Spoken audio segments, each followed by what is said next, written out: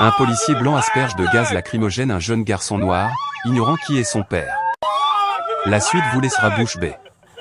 Le soleil brillait sur le quartier animé tandis que Tyler, un jeune garçon noir, déambulait sur le trottoir. Son sac à dos pendait à une épaule, ses bretelles usées oscillant à chaque pas. Tyler était joyeux, l'esprit fixé sur les jeux qu'il jouerait avec ses amis au parc. Le monde autour de lui bourdonnait de vie. Les rires des enfants emplissaient l'air d'un jardin voisin, les voitures vrombissaient au passage et les voix des piétons se fondaient dans le décor. Tyler n'y prêtait guère attention, absorbé par les joies simples qui l'attendaient. Le parc avait toujours été son refuge, un endroit où il pouvait oublier le monde et être un enfant. Il ajusta légèrement son sac à dos, accélérant le pas en imaginant ses amis l'attendant sur leur banc préféré. Non loin de là où Tyler marchait, un jeune policier se tenait dans une petite supérette et interrogeait le propriétaire au sujet d'un vol mineur signalé. Le propriétaire a affirmé qu'un jeune avait volé des objets et avait pris la fuite avant d'être arrêté.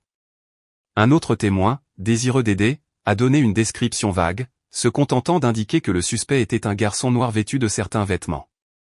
Cette description, incomplète et manquant de détails, a suffi à l'agent pour tirer des conclusions hâtives. Il a fini par supposer que n'importe quel enfant noir à proximité pouvait être coupable. Il a ignoré la nécessité de preuves solides, laissant son jugement influencé par ses préjugés. Juste à ce moment-là, alors que Tyler passait devant le magasin, l'agent jeta un coup d'œil par la vitre et l'aperçut. Tyler, inconscient de l'attention, continuait de regarder droit devant lui. Le regard de l'agent se durcit, fixant le garçon avec une détermination qui n'avait rien à voir avec l'équité.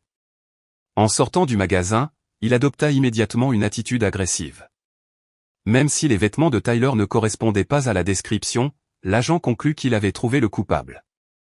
Pour lui, le simple fait que Tyler soit un jeune noir à proximité des lieux suffisait. Il attrapa la bombe de gaz lacrymogène à sa ceinture et la serra fermement en s'approchant.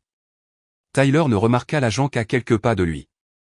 Déconcerté par le regard intense de l'homme, Tyler ralentit, incertain de ce qui se passait.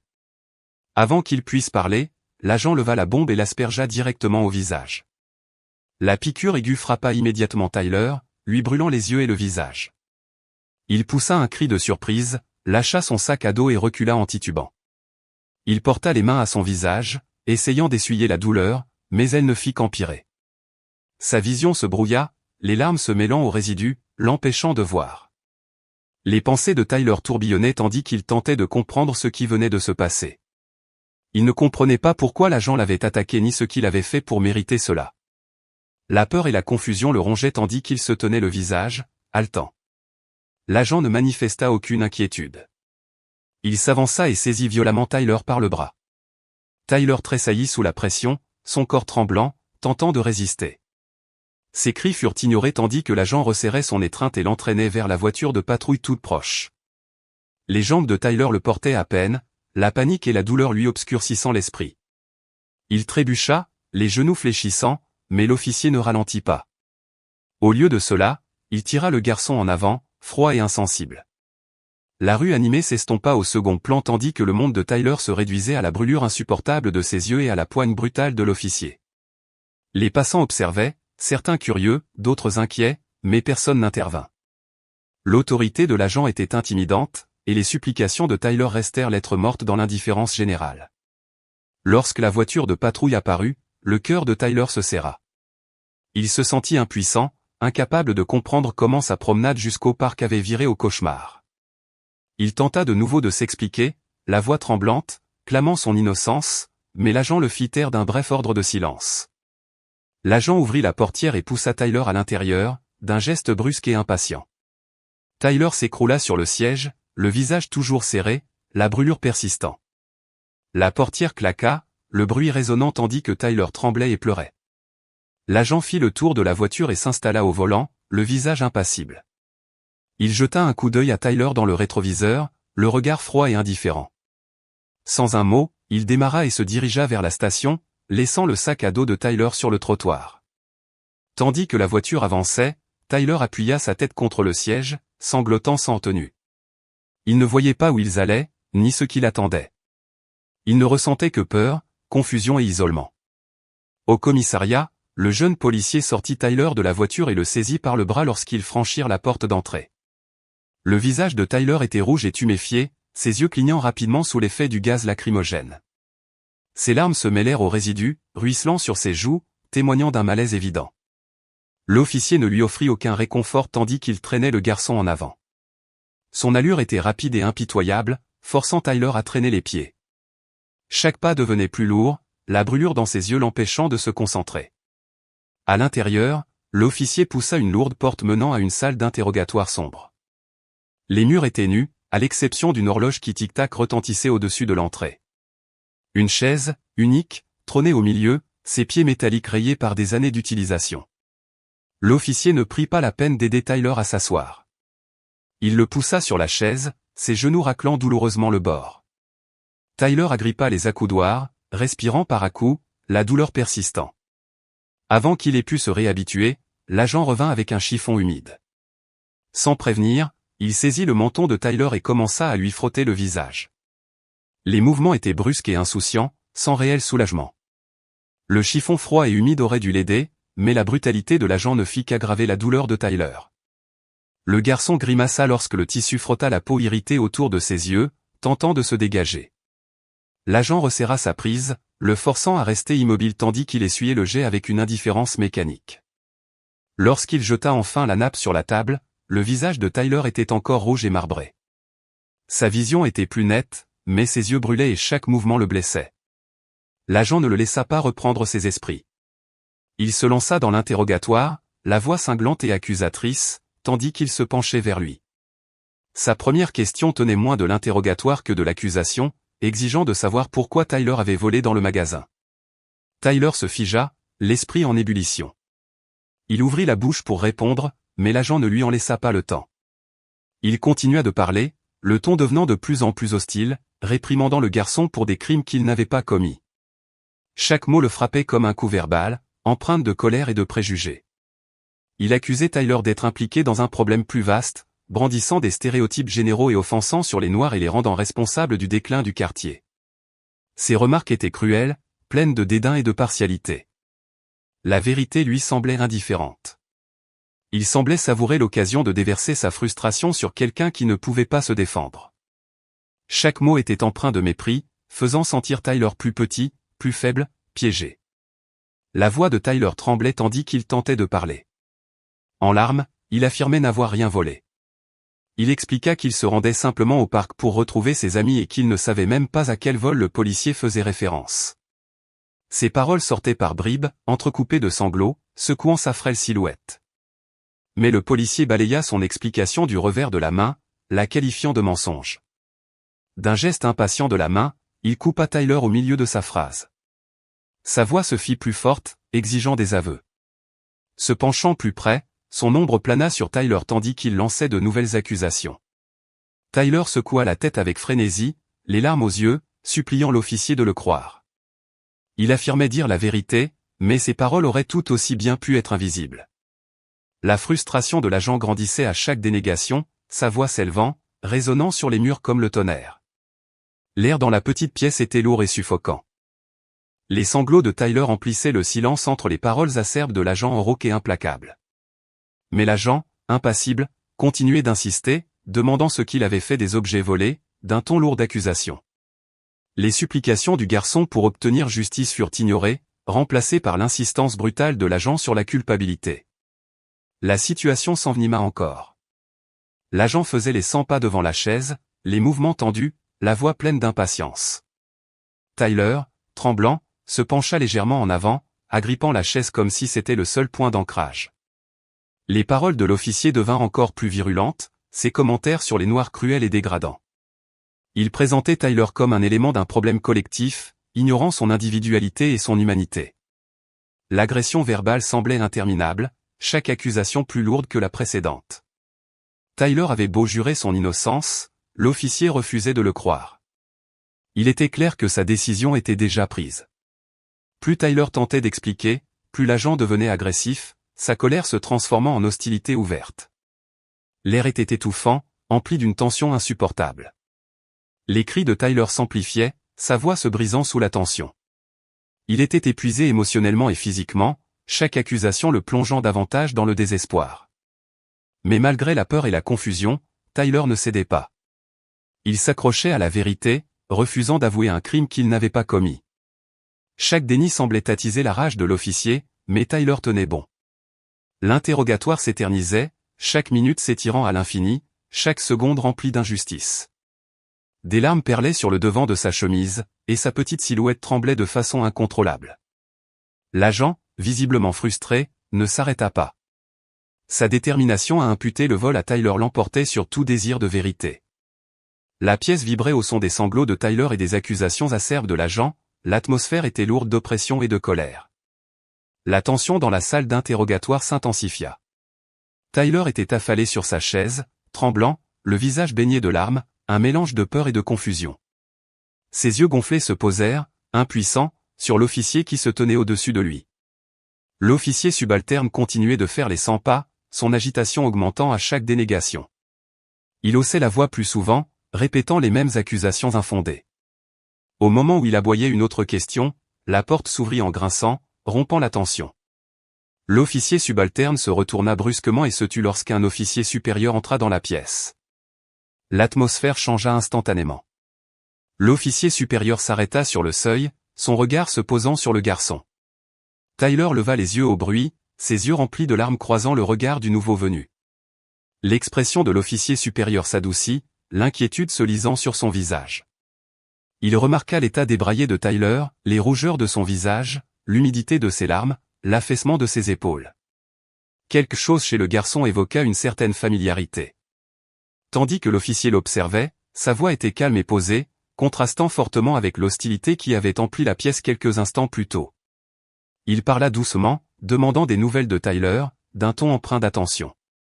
Tyler cligna des yeux, incertain de la réponse à lui donner. La chaleur de la voix de l'officier supérieur lui parut étrange après tant de cruauté. Il ouvrit la bouche pour parler, mais avant qu'il ne puisse le faire, l'officier subalterne intervint, le ton désormais assuré. L'officier fit un geste vers Tyler, expliquant avec assurance ce qu'il croyait être arrivé. Il se vanta d'avoir attrapé le garçon, le présentant comme le coupable du vol. Sa voix exprimait la fierté de quelqu'un convaincu de sa propre réussite. Il fit un geste vers Tyler comme s'il présentait des preuves, attendant son approbation. Mais l'expression de l'officier supérieur changea presque instantanément. Dès que le subalterne qualifia Tyler de voleur, la confusion et le doute traversèrent son visage. Il fronça les sourcils en jetant un regard au garçon, l'incrédulité s'insinuant dans son regard. Quelque chose clochait. Il leva la main, interrompant le récit de l'officier subalterne. D'un ton ferme mais calme, il demanda des éclaircissements. Il voulait savoir exactement pourquoi le garçon était accusé. La question coupa court à la tentative de l'officier subalterne de construire son récit. L'agent subalterne hésita un instant, puis répéta sa déclaration en désignant à nouveau Tyler du doigt. Il raconta l'avoir aperçu devant le magasin et insista sur le fait que son comportement avait semblé suffisamment suspect pour justifier une arrestation. Sa voix se fit plus insistante à mesure qu'il racontait les événements, s'attendant à ce que l'agent supérieur acquiesce. Mais à mesure que les mots jaillissaient, les yeux de l'officier supérieur s'écarquillèrent de stupeur. Une révélation soudaine le frappa tandis que les pièces du puzzle se mettaient en place. La familiarité qu'il avait ressentie en voyant Tyler pour la première fois prit soudain tout son sens, et son expression passa de la confusion à la certitude. Il secoua fermement la tête, interrompant le jeune officier au milieu de sa phrase. Sa voix ne laissait aucune place à la discussion lorsqu'il le corrigea. Tyler n'était pas un voleur, dit-il. Il n'avait rien à voir avec le vol. Les mots suivants de l'officier supérieur firent l'effet d'un coup de tonnerre dans la petite pièce. Tyler est le fils du chef de la police. La révélation frappa l'officier subalterne comme un mur. Son assurance s'effondra instantanément, remplacée par une panique totale. Son visage se vida de ses couleurs tandis que la réalité de son erreur s'imposait. Il ouvrit la bouche, mais aucun mot ne sortit.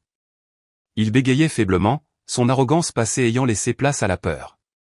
La pièce, autrefois remplie d'accusations et des protestations sanglotantes de Tyler, tomba dans un silence pesant.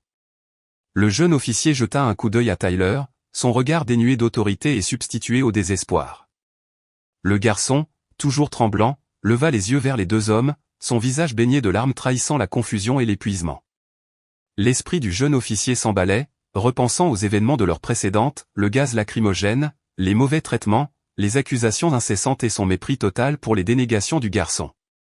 Chaque souvenir le remplissait d'effroi, tandis que l'ampleur de son erreur devenait évidente. Il avait non seulement abusé d'un enfant innocent, mais aussi du fils de l'homme le plus puissant du commissariat. Le désespoir le rongeait tandis qu'il cherchait un moyen de sauver la situation.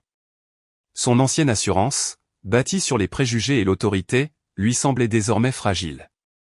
Il regarda nerveusement l'officier supérieur, espérant une lueur d'indulgence, mais la fermeté de sa mâchoire ne laissait aucun doute sur son absence. L'officier supérieur se tourna vers Tyler, sa voix s'adoucissant à nouveau. Il parlait doucement, son ton étant aux antipodes de celui de l'interrogatoire que Tyler venait de subir. Encore secoué, Tyler ne parvint qu'à hocher faiblement la tête en guise de réponse. La tension dans la pièce était étouffante, tandis que la réalité des faits s'imposait à tous. L'officier subalterne resta figé, ses actions précédentes se répercutant dans son esprit comme des preuves accablantes. Il avait tiré des conclusions hâtives, laissant ses préjugés guider son jugement, ignorant tout signe d'innocence du garçon. Sa panique s'intensifia lorsqu'il réalisa qu'il n'avait pas seulement commis une erreur, mais une cruelle injustice. Les murs semblaient se refermer sur lui. Avant que l'officier subalterne puisse balbutier une autre excuse, la porte du poste s'ouvrit brusquement et le chef de police en personne entra. Sa présence imposante réduisit instantanément la pièce au silence. L'officier supérieur se redressa, et l'officier subalterne se figea, son visage déjà pâle devenant d'un blanc fantomatique. Le regard perçant du chef parcourut la pièce et se posa immédiatement sur Tyler, assis sur la chaise d'interrogatoire. Le visage baigné de larmes, les mains tremblantes et la posture affaissée du garçon disaient au chef tout ce qu'il avait besoin de savoir. La fureur le submergea tandis qu'il s'avançait. Se dirigeant droit vers Tyler, il s'accroupit pour croiser le regard de son fils. Son expression s'adoucit un instant, l'instinct protecteur prenant le dessus. Tyler leva les yeux, le soulagement et une peur persistante vacillant dans ses yeux gonflés. Le chef posa une main ferme mais douce sur l'épaule de Tyler, le rassurant silencieusement qu'il était en sécurité. L'attention du chef se tourna alors vers l'officier subalterne, et son attitude se durcit instantanément. Une fureur naissante éclata tandis qu'il fixait du regard l'homme qui avait maltraité son fils. Le chef exigea des explications, sa voix résonnant dans la salle. L'officier subalterne tressaillit, la bouche ouverte et fermée, tandis qu'il tentait de parler. Une excuse faible et saccadée sortit, brisée et frénétique. Il insista sur le fait que c'était une erreur, qu'il n'avait pas compris qui était Tyler, qu'il n'avait eu aucune intention de nuire. Mais plus il parlait, plus le visage du chef s'assombrissait. L'interrompant sèchement, le chef lui a clairement fait comprendre que l'identité de Tyler n'était pas en cause. Le véritable problème, a-t-il déclaré, résidait dans des préjugés raciaux flagrants et dans les abus effroyables infligés à un enfant. Le chef accusa l'officier d'ignorer toutes les preuves, présumant sa culpabilité uniquement sur la base de la couleur de peau. Ces paroles furent un véritable coup de poing, ne laissant aucune place à la discussion. La tension dans la salle s'accentua à chaque accusation. Les supplications du jeune officier devinrent frénétiques, sa voix tremblante. Il prétendit qu'il s'agissait d'un malentendu, mais ses excuses tombèrent à plat. Tyler resta silencieux, ses yeux écarquillés oscillant entre son père et l'officier. La poitrine du garçon se souleva, partagée entre la peur et la crainte face à la défense acharnée de son père. Alors que la dispute s'intensifiait, le ton de l'officier subalterne passa de la défensive à la supplication. Il se tourna même vers Tyler, le suppliant de ne rien dire à son père. Mais il était bien trop tard. La vérité était indéniable, et le silence de Tyler en disait long. La voix du chef coupa court au chaos avec fermeté. Il déclara le comportement du jeune officier impardonnable. Sans hésiter, il ordonna son renvoi immédiat, affirmant qu'une personne aussi préjugée et cruelle n'avait pas sa place dans les forces de l'ordre. Et ce n'était pas tout. Le chef a promis que la mauvaise conduite de l'agent serait largement dénoncée, garantissant ainsi qu'il ne pourrait plus jamais travailler dans un service digne de ce nom. Il a clairement indiqué que les actes de l'agent constituaient non seulement une violation des normes policières, mais aussi une trahison de l'humanité. L'officier subalterne resta sans voix, écrasé par le poids des paroles du chef.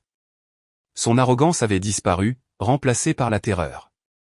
Il jeta un coup d'œil à Tyler, espérant obtenir sa clémence, mais le regard larmoyant du garçon resta fixé au sol. Le chef fit un geste vers la porte, lui faisant signe de partir. Quelques instants plus tard, un autre agent arriva pour escorter l'homme hors du poste. La tête basse, il se dirigea vers la porte en traînant les pieds, chaque pas résonnant comme un rappel de sa chute. Une fois la porte refermée, le chef s'agenouilla à nouveau près de Tyler. Son ton s'adoucit, empli de regret, tandis qu'il parlait doucement à son fils. Il s'excusa pour tout ce qui était arrivé, sa voix exprimant à la fois tristesse et détermination. Il dit à Tyler que personne ne devrait jamais endurer ce qu'il avait vécu, promettant que justice serait faite. Ces paroles apportèrent un peu de réconfort au garçon, qui hocha lentement la tête, son visage baigné de larmes commençant à se détendre. Les mains de Tyler, serrées sur ses genoux, se desserrèrent tandis qu'il laissait échapper un souffle tremblant. Pour le chef, la vue de son fils souffrant autant était un rappel brutal de l'ampleur du travail qui restait à accomplir. Il s'est engagé non seulement à remédier à ce qui venait de se passer, mais aussi à veiller à ce qu'aucun enfant ne subisse à nouveau un tel traitement. Cette épreuve avait laissé Tyler bouleversé, des cicatrices gravées dans sa mémoire. Mais en regardant son père, ferme et inflexible, une lueur d'espoir commença à poindre. Justice avait été rendue et, pour la première fois depuis le début du cauchemar, le poids écrasant de l'injustice commençait à s'alléger. Le chef resta près de son fils, s'assurant qu'ils se sentent en sécurité avant leur départ. Alors qu'ils sortaient ensemble du poste, son bras protecteur reposait sur l'épaule de Tyler, promesse silencieuse qu'il serait toujours à ses côtés. Cette histoire est fictive et vise à mettre en lumière les problèmes d'injustice et de responsabilité. Nous nous opposons fermement au racisme, aux préjugés et aux abus de pouvoir. Bien que les événements décrits ne soient pas réels, ils visent à susciter des discussions sur l'équité et le respect au sein de nos communautés.